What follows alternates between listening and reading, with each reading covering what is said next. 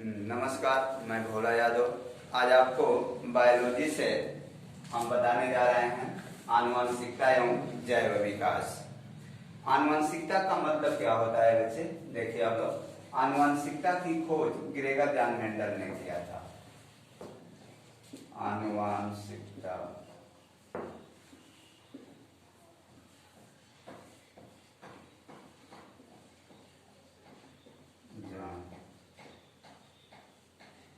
Mendel ने किया था, ठीक ना। आनुवंशिकता है क्या चीज?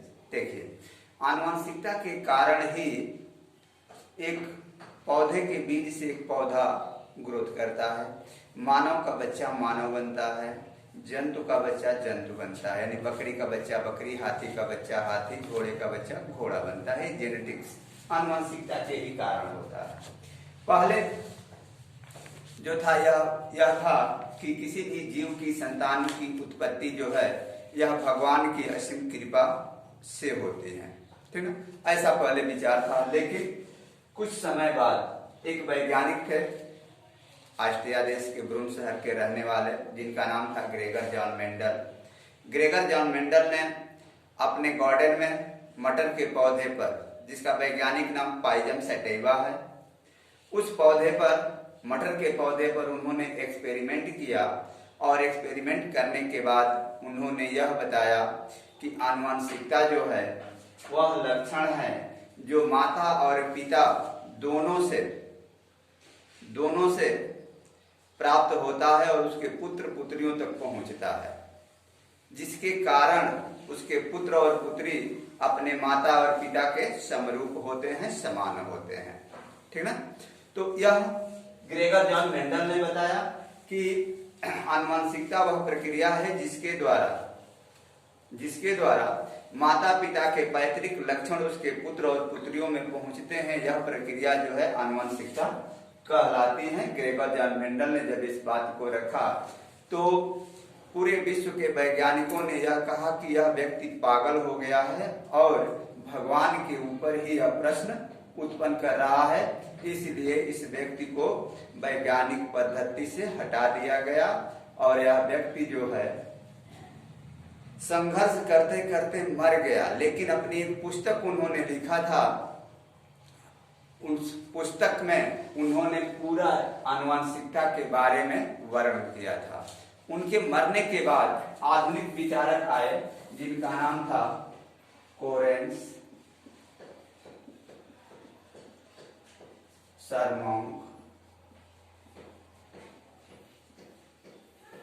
और लेमार्क। देखिए, आधुनिक आनुवंशिकता का जनक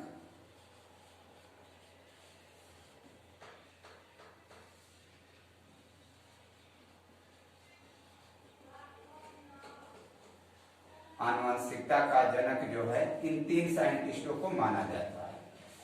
इन लोगों ने इनके मरने के बाद जब 19वीं शताब्दी में आधुनिक समय में इन लोगों ने फिर जो है आनुवंशिकता पर एक्सपेरिमेंट किया और इनकी पुस्तक का अध्ययन किया और एक्सपेरिमेंट किया और ठीक उनके बताई हुई मेथड को पाया और पाने के बाद इन्होंने कहा कि आनुवंशिकता का जो ग्रेगर जॉन मेंडल ने जो थियरी दिया था, सिद्धांत दिया था, वह सत्य है। कोई भी पुत्र या किसी भी जीव का शिशु अपने माता पिता के समरूप इसलिए होता है कि उसके माता पिता से एक कैरेक्टर, एक गुण आता है और उसी गुण के कारण उसके पुत्र और पुत्री उसके समरूप होते हैं। उसी के कारण एक पौधे से एक पौधा का ग्रोथ होता है, एक जंतु से जंतु का होता है, मानव का बच्चा मानव बनता है, आम के सीड से आम का ही पौधा ग्रोथ करता है। तो इसको असली जो है प्रमाणित करने वाले वैज्ञानिक जो तीन थे, कोरेंस, सरमोंग और लेमार्क। तो ये हुआ कि आधुनिक की आनुवंशिकता के जनक जो है कि उपाधि किसको दिया जाए, तो इन तीन लोगों ने कहा कि इस असली जनक जो है ग्रेगर जॉन मेंडल ही है। हम लोगों तो सिर्फ उनके पुस्तक का अध्ययन किया और एक्सपेरिमेंट किया और एक्सपेरिमेंट करके जो है आगे हम इसको जो है बढ़ाए लोग, तीनों लोग। तो आगे इसका एक्सपेरिमेंट करके आगे प्रोसेस को बताने के कारण ही कोरेन, सरमोंग और लेमार्क को आधुनिक आनुवंशिकता का जनक कहा जाता है, जबकि वास्तविक आनुवंशिकता के जनक जो है ग्रेगर जॉन मेंडल ही माना गया है। ठीक ना। और यह बताया गया कि वो कौन सा पदार्थ है जो माता पिता से प्राप्त होते हैं और उसके पुत्र पुत्री तक पहुंचते हैं, जिसके कारण उसके पुत्र और पुत्री अपने माता पिता के समरूप होते हैं। तो चूंकि ग्रेगर जॉन मेंडल के समय हमारा साइंस बहुत पीछे था, किसी चीज का ज्ञान नहीं था, इसलिए ग्रेगर जॉन मेंडल ने उसको कहा था फैक्टर। ठीक ना। उन्होंने कहा कि फैक्टर होते हैं। ठीक ना। लेकिन आधुनिक समय में जब ये लोग सर्च किए, उस समय डीएनए गुणसूत्र का निर्माण हो चुका था, तो इन्होंने बताया कि वह चीज जो है क्रोमोसोम्स है, क्रोमोसोम्स गुणसूत्र,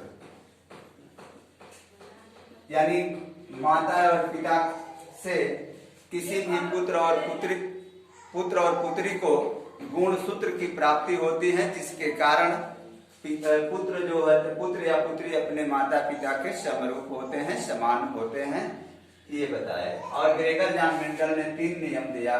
पहला नियम था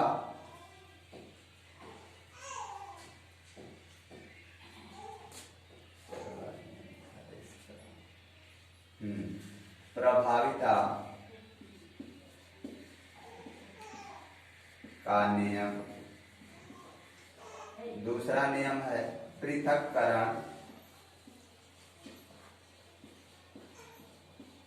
का नियम, और तीसरा जो नियम है वह है स्वतंत्र अपव्यवन का नियम। ठीक है। कल से हम ये एक एक करके इनके बारे में आपको बताएंगे अगले दिन।